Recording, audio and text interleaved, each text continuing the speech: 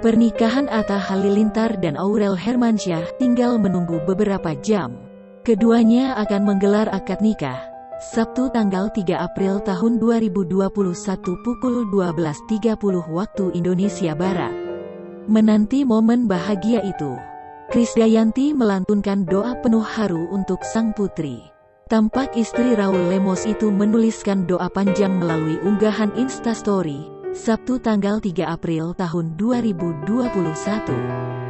Doa indah untuk anak, tulis Krisdayanti sebagai judul. Dirinya mengharapkan kebaikan dan kekuatan pada dirinya dan anak-anaknya. Mantan istri Anang Hermansyah itu meminta keharmonisan dalam hubungannya dengan anak-anak.